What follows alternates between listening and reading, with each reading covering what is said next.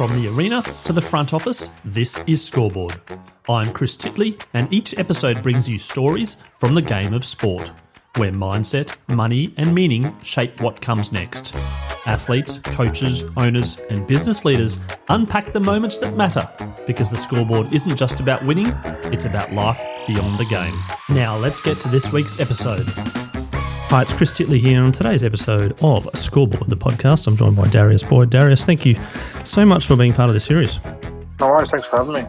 Darius, we're sitting here on the 1st of May already in 2025. What have you been up to in 2025? I don't like talking about myself in a sense of what I'm doing. I think when you talk about being busy, everyone's got a different view of what busy looks like.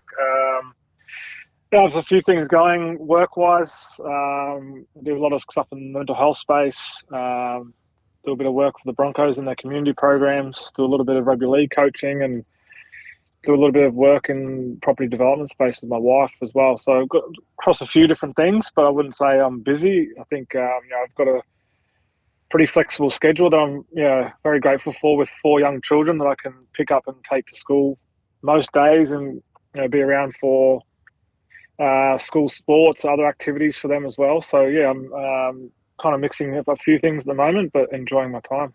Darius, you mentioned rugby league there. You're still involved. Can you talk about your relationship with rugby league now as opposed to when you were a player? Yeah, I was lucky, I guess, that the Broncos gave me a pathway for after retiring from being on the field. So, for me, when I retired in 2020, challenging year on field and off field, obviously the COVID year, challenging for everyone involved in the world, really. But, for me, I guess, luckily enough, having an opportunity to walk straight back into the Broncos and be a part of their community program where, 2 weeks after playing, I was back in the club with a polo shirt on, just with the joggers on instead of the training boots. So, I think for me, that transition, while I was working towards it and felt like I had a pretty good approach to it, you probably don't really know how you're going to transition until you're actually living in it day in, day out. And I really believe, having that familiarity with the Broncos and the club and being involved, albeit in a different way, helped that transition much more easier to, obviously where I am today. Darius, you mentioned that you lived and breathed it as a professional athlete playing at the highest level of rugby league. Do you live and breathe it now? Do you keep on top of things, the stats, the data, etc., or are you sort of a casual watcher? Yeah, I think since I've retired, I've definitely become a fan again. I think when I was a young boy growing up, I was a fan. I'd watch, all 6 or 7 games every weekend if I could. You'd sit in front of the TV for 6 or 8 hours on a Saturday and just love watching all the games. And then obviously when you start playing, as much as you're involved in it, it's your day in, day out. I started to try and distance myself a little bit from it, to have a break. When I had my days off or my weekends, to try and get away from it, to have a bit of a mental break, I guess, and recharge, and then come back to the game when you could, when you were at training and involved in it. But now I'm retired, I've really become a fan again. I've really got back involved to, again, if I can watch most games, I do, and follow players, follow teams, coaches, look at statistics here and there, and do a little bit of coaching in junior pathways as well, which is nice. Darius, you mentioned about your youth and growing and watching all these games on the weekend. Who were your idols when you were growing up? Did you have one or two? Yeah, I was a Broncos fan growing up. I'm born and raised at the Gold Coast, so the Gold Coast were in and out of the competition, with the Chargers and the Seagulls, and eventually, obviously, the Titans today now in the competition. But yes, I was a Broncos fan, through and through. And I've told this person this, and he was pretty, confident that this would be no other choice, that Wendell Sailor was my favourite player growing up. And it was pretty cool that I actually got to play with him at the Dragons. His final year was my first year down at the Dragons. So, yeah, it was pretty cool to be able to play with someone that I watched and idolised as a kid. And I suppose there's other names. Darren Lockyer I got to play with. Watching Steve Renouf growing up. Alfie's been a part of the Broncos probably since he was 18 years of age, and you'd say he's in his late 50s now. So there's a lot of players there, a lot of rich history at that club, and I was lucky enough to be involved, play with some, or be involved with them as them being a part of the coaching staff at the Broncos too. When you first met Wendell Sailor, did you mention that, or was it sort of a bit of a starstruck moment, or was it just cool? No, yeah, I did mention it. I'm not sure when in our relationship I mentioned it, but it was definitely something I told him, and so he's pretty confident as far as to say that, yeah, what did I expect, or what did he expect? He expected nothing different. That, of course, I would have been that he would have been my favourite player. That's the confidence that Wendell showed back then, and I know he probably still shows today. And that's just Wendell. That's why everyone loves Wendell and what he brought on and off the field for such a long period of time. But yeah, something that was good, really, pinch me moment. I actually got to share a locker room and share a footy field with him, and share some experiences with him off the field as well. It's pretty special. And when you were watching all that rugby league as a junior, was the aspiration to put that Broncos jersey on one day? Was that something which you thought all the time, or was it sort of like a bit in and out? Yeah, I think it was something that I really strove towards, I guess, when I think about my childhood, and had a few challenges with family members and just a really small dynamic of family. So I think rugby league being a team sport, I have an only child, so having essentially 15, 20 mates or brothers as a team, you have a mentor, a role model, father figure as a coach. I really took to team sports and rugby league in particular. So yeah, I think rugby league in one way was a goal. It was a way to take my mind off some of the challenges I was going through as a young person, to kind of focus on something that I was really passionate about. And look, I always wanted to play for the Broncos. It was always definitely a goal. I never thought it would be achievable. I wasn't the most talented kid. I made my local rep teams around the Gold Coast and the South Coast region, but I never made a Queensland team until my very last year of high school. So it wasn't something that looked like it was going to be an option for me, albeit I wanted to give myself every opportunity, which that was, extra training sessions and, starting gym at a young age and doing all these extra things to try and leave no stone unturned. If I did make it, I was, over the moon. And if I didn't make it, well, I knew I gave my every opportunity and gave it my best to have a crack.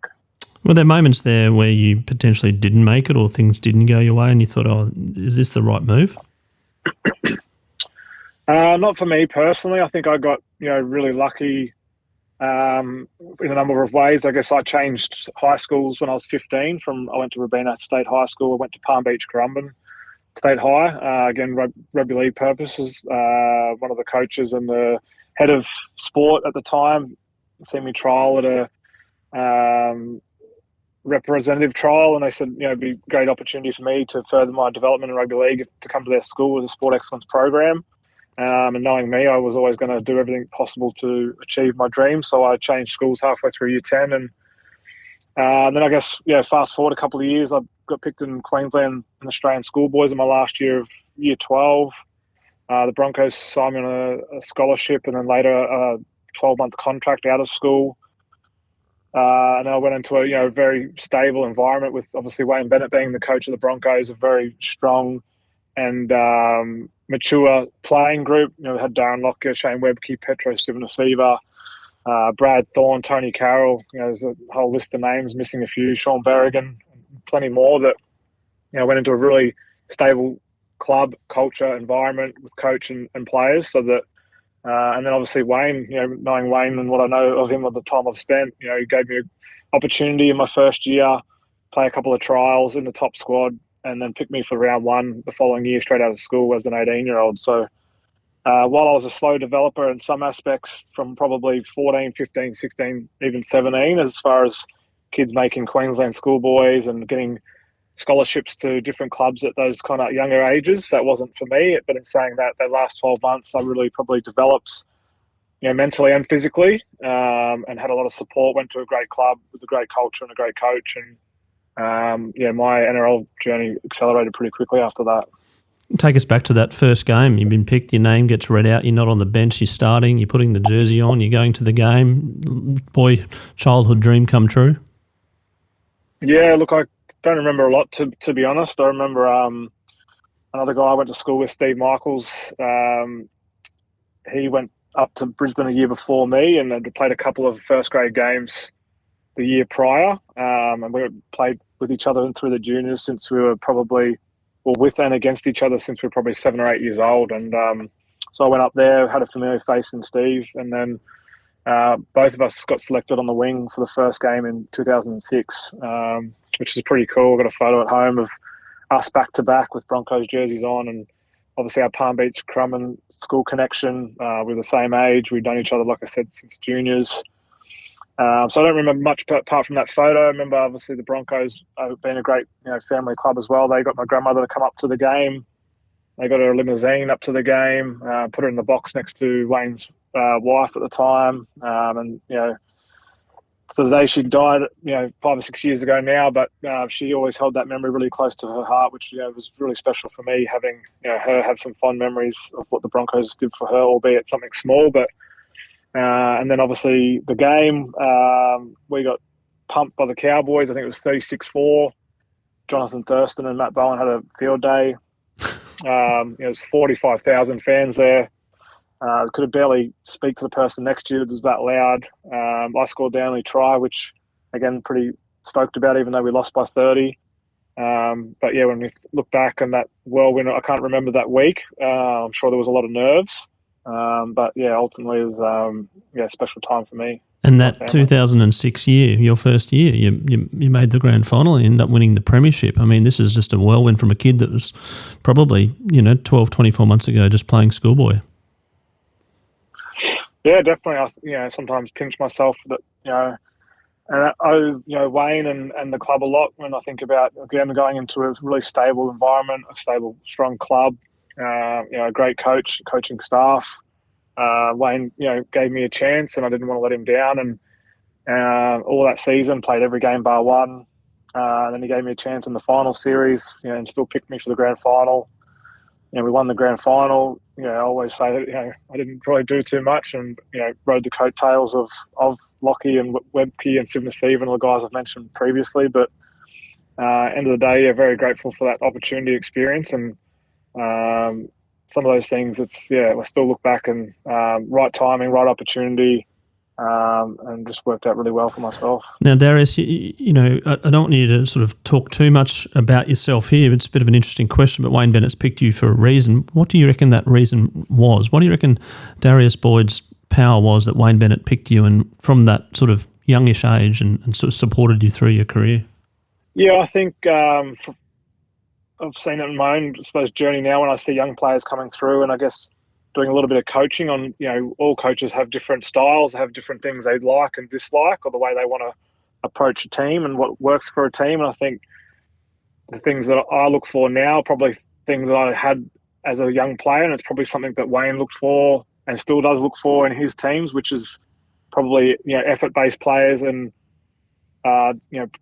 players that are disciplined and players that are consistent. And I think at a young age, which is sometimes hard to find in young ones these days, or just in young players in general, is people that are consistent. They always work hard. They never want to let their teammates down. And I think that's something that I always displayed, maybe because I wasn't the most talented kid. I had to rely on those other things around my effort and consistency because I wasn't the standout junior at 14, 15, and 16. So I had to build my game and build my strengths in other ways. And I think you see that today in any sport you look at, or any players that are playing in the NRL, when you'll see the ones that have got that naturally gifted talent and they just make it because of their physical capabilities or their special talents. And then you'll see the other players that have made it through hard work and effort, and they might be one of the smallest guys on the team. They might not be the fastest or the strongest, but they do those little things well, and they're really, really consistent. So I think that's why Wayne picked me at a young age, and I think that's why way I built my career on some of those attributes, and it's some of the things that I think some coaches still look for today. In a team environment, you need to have all the above. You need to have the talent, you need to have the work ethic, you need to have the discipline to make a successful team and one that's going to be united as a group. You touched on Wendell Sailor before about, thinking when people say Wendell Sailor, you kind of automatically think of outrageously confident person, very extroverty out there. I'm interested in your relationship with confidence on the rugby league field. Were you a confident young player? I don't think so, no. I think I was consistent in the sense that I worked hard and I prepared well. So I think that gave me the confidence to do my job and to be consistent. And saying that, I wasn't someone, I think, that had a lot of confidence, and I probably needed that. My preparation to give me consistency and confidence. I probably needed that in the culture and the environment of the club and the team. I probably needed that from the head coach and their words of wisdom. I think that's what, when I mentioned going into a strong, stable club with a great team, a great culture and a great coach, I think that all accelerated things for me and really helped me in my development. I could only imagine if I went to a club, an organisation and a coach that was down the bottom, had some issues and some challenges, maybe my career doesn't turn out the way it did. So I think that's, when I think about sports, think about, coaching in my own space and bracket now, I think about, how important it is when you think about, obviously, players in any sport, any workforce for that matter, you're good at what you do, that's why you're there. But to build a strong team, a strong group, you've got to have, a good culture, and a good culture comes from the head coach. It comes from your preparation. It comes from the environment. It comes from a lot of different things to make sure that you're setting up your team and your players for success. When it came to something like perfectionism and learning and improving, how did you think you went? Were you a person where if you did something that sort of didn't go your way, you beat yourself up a bit, or were you one of those ones that sort of turned around and went, right, let's get back up?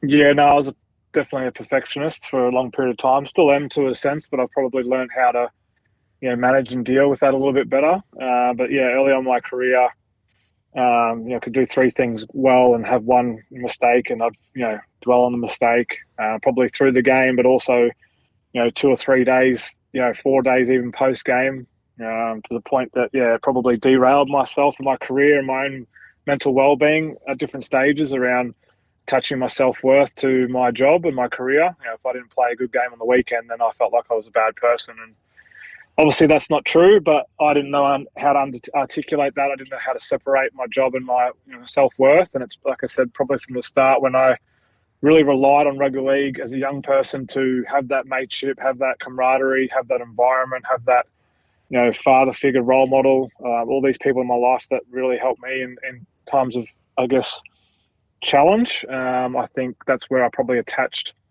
my self-worth to rugby league, which ended up being my job. And then when it becomes, public job and you get paid for it, and there's media attention, it's scrutinized weekly, daily. That become really challenging for me to detach from that, but also understand that I can play a bad game but still be a good person. And it took me a while, probably 10 years into my career, to make a change there. And Darius, when it comes to the fame and the stardom of a professional athlete, there's a sort of a sense of, one would think, probably like a little bit of an invincibility, etc. Like, you get things done for you and whatnot. How did you cope with that, I suppose, from someone that was pretty shy, not overly confident, but incredibly skillful and consistent in their performance, and having the cameras shoved in your face, etc.?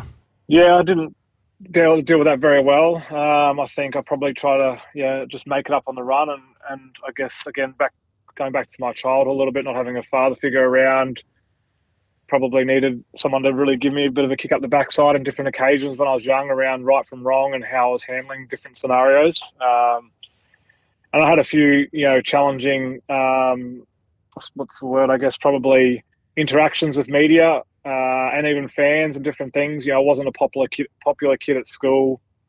And then you start playing rugby league for the Broncos in Brisbane, and you're getting noticed at the shops or noticed out in the town and different things. And I really struggled with that because I knew that, I was this shy, quiet kid that wasn't popular, and all of a sudden become somewhat popular. But for the, in my eyes, obviously not for the right reasons. For what you do on, for work or for how much money you're getting paid, not because of the person that you are. And then, like I said, a couple of media interactions around things that were being said or things that I wasn't doing or clubs that I was going to change to, and family members, my aging grandmother being involved. There's just some challenges there in that sense too. So I've become quite closed off and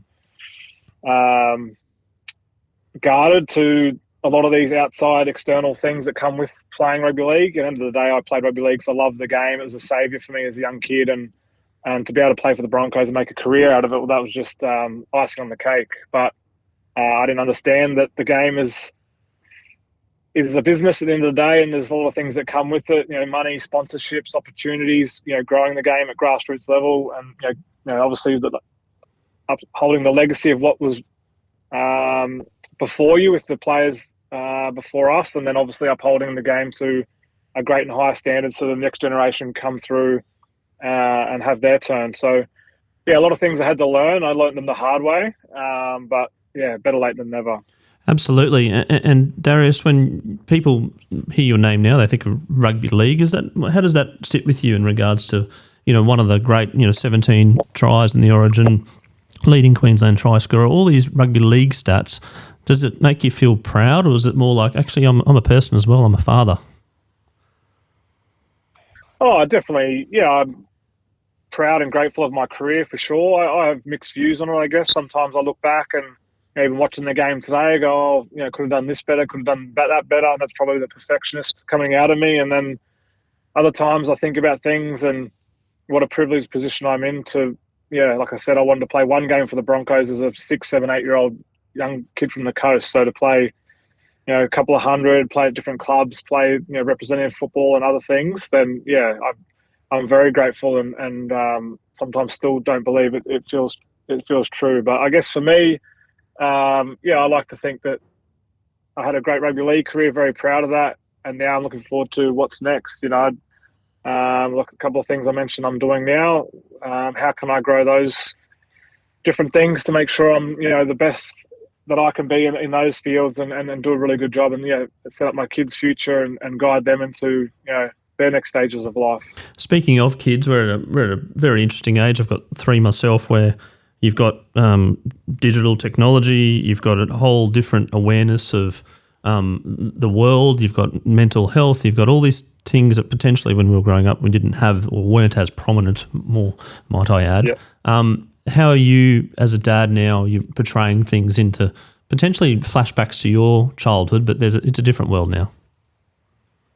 Oh, definitely. Yeah, I think it's harder to be a young person today than it was when we were growing up, for sure. So I think it's just about understanding, what's out there firstly, and then how to navigate them best. Because I think, you can't take some of these things away. They're here to stay, whether it be social media or how much digital time young people get today. So it's just about how do you navigate that best, whether it's how much time they're spending on it, who they're interacting with. Obviously you can't ban things, so to speak, because I guess if you have all their friends at school that are starting to use some of these things, then they'll be the outcast if they're not involved. So there's a lot of things to navigate, I think. But I think for me, being in that mental health well-being kind of space and journey a little bit, just kind of making sure that they know that they got love and laughter in the family, talk about empathy and kindness a lot, doing something for somebody else. I just want to raise, I've got 4 young kids, so raise 4 good young human beings that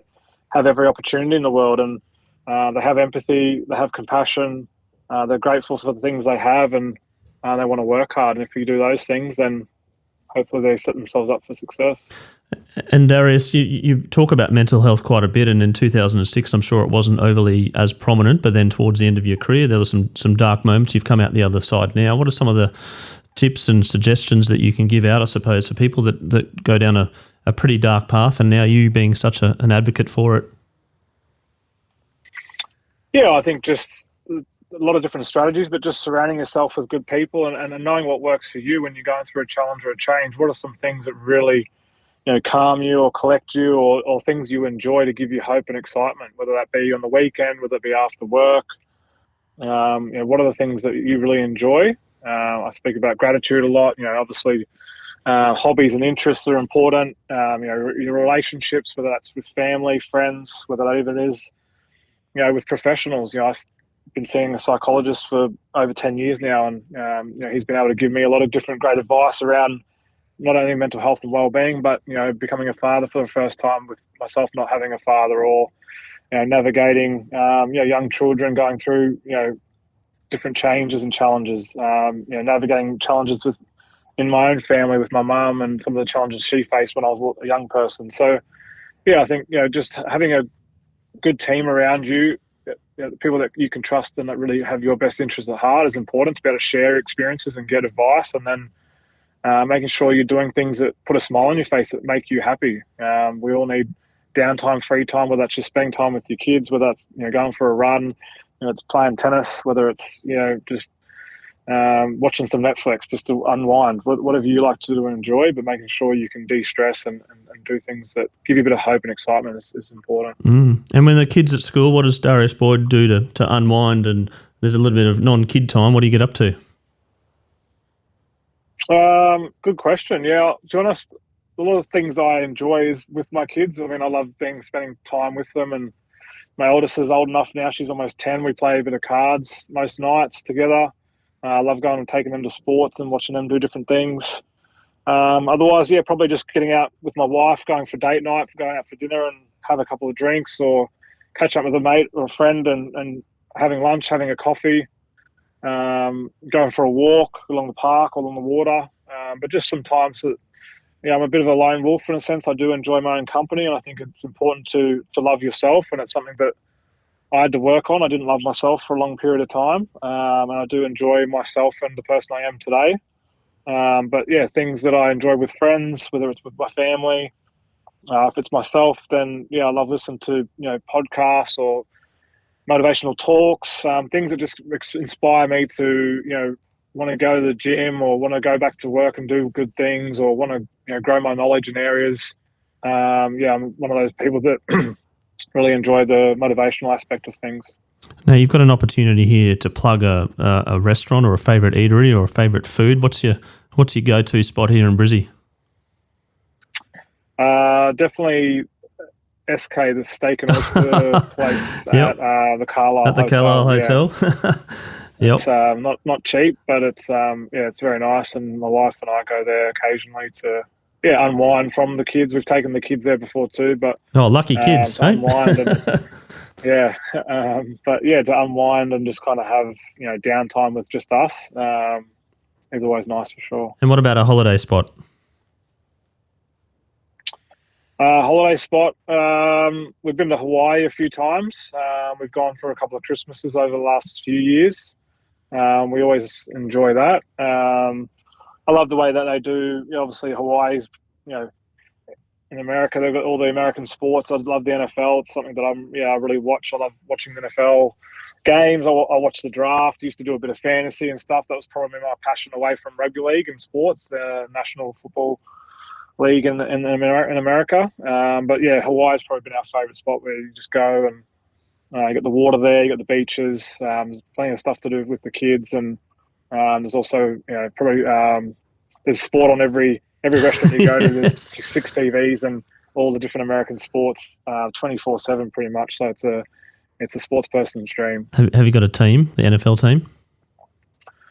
I don't. I chop and change almost every year based on what coaches change and what players change. I was obviously like Tom Brady for a long period of time when he was at the Patriots. He went to Tampa, so I followed him at Tampa. I like Tampa, and then I've always liked the Steelers. I've got a Steelers helmet at home, the Pittsburgh Steelers, and this year though, I know the Las Vegas Raiders look. I like how Pete Carroll, the coach, has gone there. He's just coached the Seattle Seahawks, and they've signed pretty flash running back from the draft just recently, who's went number 6 overall, which he looks exciting. And they've done some, done some well through the draft. Through the free agency period too, to get some quality players. So I'm looking forward to seeing how the Vegas Raiders go this year. You didn't manage to pop into Tom Brady when he came to Brisbane, because I believe he did make an appearance at SK. No, not SK. He had the speaking event. I think it was the convention centre. It was at the Echo Showgrounds. Oh, the Showgrounds, yeah. One of the so I went to that, which was cool. It was cool to hear him speak, and there's some things I'd heard before, and obviously he spoke a lot about where he was drafted and how he was kind of counted out, and he had to jump the depth chart from 3rd, 4th, even 5th string, not only at college but obviously in his NFL career, early days too. And it reminds you of obviously he had the talent, he had the work ethic. But he had to really work hard at it. And I think he had to work hard at it because he wasn't, this 5-star recruit coming out of high school and college. He was a 6th round draft pick, and no one really, he's obviously the most well publicised one that's come from that far and been, obviously arguably the greatest of all time. So that doesn't, it's not a story that happens all the time. So for him to be drafted there and then come out of that and have the career he had, again, when you look back though, I think when I spoke about my journey into the Broncos, having a stable coach and a great culture, I'm sure Tom Brady would even admit to and agree that, going to the Patriots with Bill Belichick and the playing group that he had there, while he overtook Bledsoe and ended up taking him to, I think, 3 out of the first 4 Super Bowls of his career, he couldn't have done that at a team that didn't have that supporting cast around him, coach included. So his career is probably a lot different if he went to a different organisation with a different culture and a different coach. So it just shows you in team sports how important landing spot is, because I think, and end of the day, you can only do so much in team sports. It's not an individual sport for a reason, and I think that's something that is really important for young athletes in team sports to look at while you want to go and play at certain places. And there's obviously going to be different dollars and money thrown around. What are you really going doing? Are you trying to be successful and win premierships and competitions and have the best career, or are you trying to make the most money? And I think that's up to the individual, up to their agents, up to those organisations as well. Just on that coaching thing, you are back in the game and you are coaching. Is it something that sort of sparks the interest a little bit to coach professionally and potentially at the highest level? Yeah, to be honest, I fight with that every day. My mind changes all the time, and probably more so just because of I know the sacrifices involved to try and get there. And I think that's it does hold me back. I've got 4 young children. One of them's only 6 months old, so there's a lot of sacrifice to kind of get there. A lot of time away. You do that as a player, and then the coaching side of it's no different, arguably worse. So I'll probably dip my feet in a little bit with the coaching stuff in the junior pathway things. I've done some positional stuff with the Broncos, which is part-time, couple of days a week. I'm doing a little bit with the Queensland 19s this year, which is a one-off game in June. I really do enjoy it. There's parts I love and there's parts I don't love as much as well. And that's, I suppose, with any job. But I never say never. But I know the sacrifices that are involved, and that's something that I maybe have to entertain when the kids get a little bit older. I'm not too sure, but something that I enjoy. But wrestling with currently. One question I ask on the podcast is the scoreboard moment, and it's like a Kodak moment where it's like an image or a snapshot of something at some point in time in your life which probably altered or changed the direction of your life. Have you got a scoreboard moment, Darius? Oh, good question. Yeah, it'd be off the field. 2014. Speaking on the mental health topic, I checked myself into a mental health facility, and I just think, looking back now, it was the best thing I ever did. Like I said, I've been lucky enough to have the career I've had in rugby league, but I wouldn't have had the career I had after that. I wouldn't have the life that I have now, and my children, my wife, my family, all the things that have been positive in my life since 2014. I wouldn't have those things. I wouldn't have my headspace I have now, the outlook I have on life, either, without going to that facility for 3 weeks, taking a break from rugby league, and then continually working on a lot of the things that I learned in that facility about myself, my self-worth, my job, about gratitude, about relationships, about well-being, without that break. So while it wasn't an easy decision, it was one that I needed. And looking back, I'm so glad that I was able to make that decision all those years ago. Mate, thank you so much for being honest and transparent about that. I know it's tough to talk about, but you've done it so clearly, and it made such a big impact on your life. And I'm sure the listeners out there will, if people are needing to seek some help, will take some gratitude from that conversation. I'm going to go up a little bit in terms of the mood, the all-time favourite sporting moment for you, not including yourself. Not including myself. I always go back to Alan Langer coming back from England to play, I think, Origin 3 in 2001, I think it was. It was either 2001 or 2002, but I think it was 2001. I reckon it was 01 because I reckon they introduced GST around that time as well. I reckon it was like the day of the GST, okay. And it was like, what's going on here? Oh, well, at least we got the Origin to watch.